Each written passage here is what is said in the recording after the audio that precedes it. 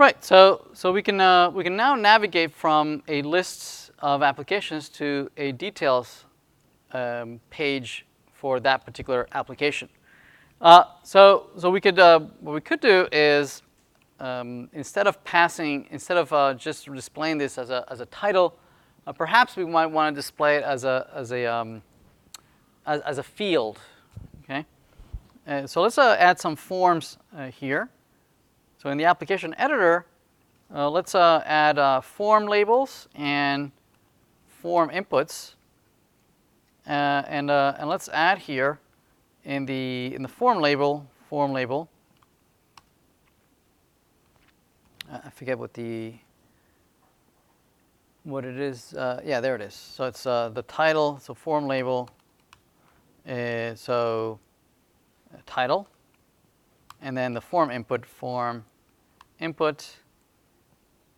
We can display the value of the form input. Can be this object that we are retrieving from the parameter. So let's remove that from there, and let's put it in there. Okay, so now when we go to the editor, notice that we are displaying as an input as an input field, right? That can be actually edited. That makes sense, right?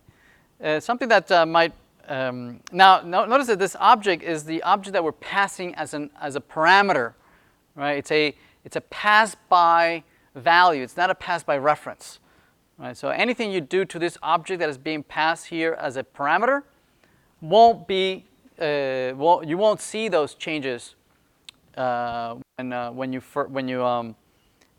go back to where you came from, right? If you want to make any changes, you would have to go ahead and maybe do a put on the server, right, to make sure that change is made permanent, right? And then you would need to reload that, or you also have the option of doing this all on Redux, right? And whenever you press on save, then you would save the entire state of the application to the server.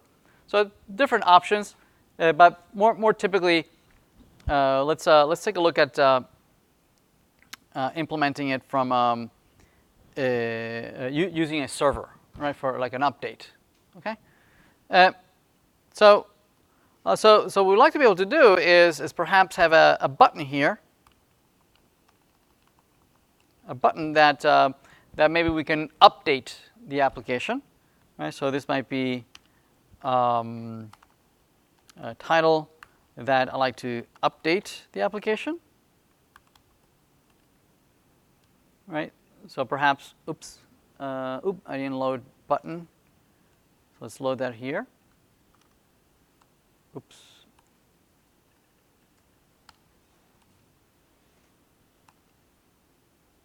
So checkers, and then there's an update button, so that presumably I should be able to change the value of that application. And then when I click on update, I would need to go to a database, right, to a server, and updates on the remote server. So here we would need to do maybe an onPress. And onPress would call maybe a function that does the actual update. So update application, right? And it would be a function that is here. That would be something like update application. That goes out to the server, updates the server, and then the next thing that it does, it needs to go and navigate back where it came from, right? To go back to where it came from, typically, you could use another function in the navigation API. Right, so we already have navigation.navigate, which allows you to navigate anywhere you want. We have .getParam, which allows you to retrieve a parameter. And here, we could use just navigate, and we navigate where? We navigate back to the application list, right?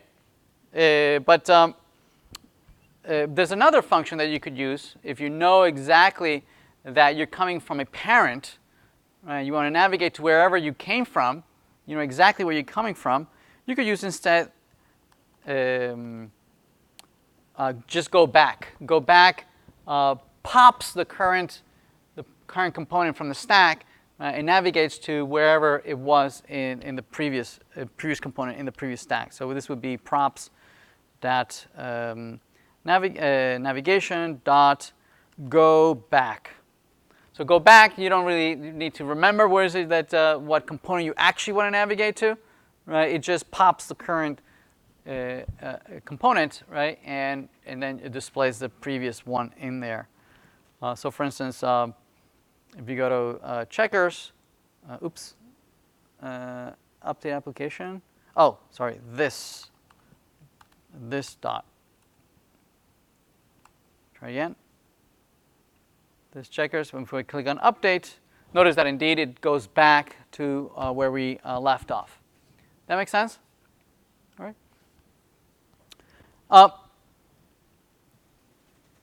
Excellent. So same thing if you have other functions, right? You might have other functions here. So for instance, depending on whether you're adding a new application, you might have a save. Right, save because it's a brand new application, so you want to save it. Or if you're editing an application that already exists, you might have a delete button, right, because you've navigated to that particular element, and you might want to remove it. So basically, providing you the basic CRUD operations, right? So the application list takes care of the find all, right? Whereas the application editor might have implements all the other operations, right? The create, right? So this may be create, right? Update and delete. Plus, another thing that we might want to do here is that instead of rendering these values of the application as the object that is being passed to you as an argument, instead, what we might want to do is that, knowing the ID of the object, we might go to the server and fetch the actual object, right? Because the application list, notice that the application list only wants to render the title of the application. See that? Right? So oftentimes, this query of retrieving the application here, typically that might be a very shallow response. Right, that it might have just the ID and maybe the title, and that's it. Okay, but when we pass it as an argument, right, when we go into the editor, in the editor we might want to display many more things other than just the title. Right, it might have the data that was created, who the owner is, how many likes does it have. It might have all sorts of additional statistics that we might want to display here. So typically this is not what we do of displaying the data that is being passed as an argument. Yes? Right? What we might want to care about is that we really only care about the ID, the application ID. Now that we have the application ID, we can actually go and fetch the big object that has all the data that we might want to have. Maybe joined with other tables, right? Or maybe populated with other fields that we typically would not display in a summary list. Okay, so let's change this a little bit. Let's see. We added those other buttons, but let's change this so that instead of displaying the parameter, instead we display something that we get from the server. Right. So let's do that next.